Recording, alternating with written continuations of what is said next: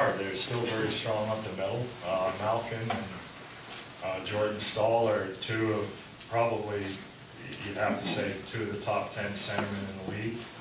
And they've got great goaltending this year. I think they're pretty deep on the back end, so they can withstand some injuries, and they're well coached, and they all buy into the system that they play. They're tough to play against, to say the least. It's kind of a funny thing when a team loses its best player and they become something different. And when that player comes back, it's almost sometimes, I wonder if it's like taking the donut off a bat. It's lighter afterwards, but a lot of times they don't play that great after the best player comes back initially. Well, sometimes it has to, the role players relax a little bit and forget about their roles. I don't think that'll be the case with Pittsburgh, to be honest with you. They'll be very formidable when Sidney gets back. James Neal has 9 goals. What challenges does he provide?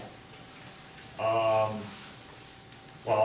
as they're going to have to be worrying about Phil Kessel, we'll be paying attention when James Neal's on the ice. Try to make sure he doesn't get the puck in the situations he's been getting it in, but you know, that'll be a tough assignment for all of our defense. From a chemistry standpoint, what are you looking for as far as Connolly acclimating himself with the 2 new line mates? I think he did a great job the other night. He knows his job's to feed those guys, especially when they're at top speed. Be good defensively, dig in on face-offs. I thought Sidney played really well, considering he hadn't played in almost a month, and prior to that he'd only played 2 games with those guys, exhibition games, and is going to be very patient. And he said that he had no legs in the 3rd period, so his shifts were pretty short at that point, and until he gets everything, you know, under him, his shifts are probably going to be shorter, and I can't use him in some situations as much as I'd like, but that's fine with me. Ron, what do you suppose your club poses to other teams now from a matchup standpoint? Seems like you have more depth than you've ever had. It makes it more difficult for maybe the other coach to decide which pair he wants to put out against whom, that kind of thing. You know, that's been a benefit to maybe some of the other lines that don't have to face the top D pair? Or... Yeah, well, I think we have for sure 2 lines that can score at any point, make a difference in a game, and I'm pretty confident that our 3rd line can chip in as well. The other night we had goals from somebody on each line, but you know, at the end of the night, no matter who you're playing, your best players have to be better than the other team's best players, so that's always going to be the challenge. Ronnie, how important was the acquisition of David Steckel to you as far as the face-offs and importance in the course of a game? I think it's huge. You know, we want to become a puck possession team, and it's tough to say you're a puck possession team if you don't win more than half the face-offs. But it's a small difference in our league. A good face-off team wins 54, 53%, so that's not a big difference between being a good face-off team and an average or mediocre one, but it helps when you're killing penalties, and it certainly helps when you're on the power play if your centers can win the draw. Now, we have guys who can.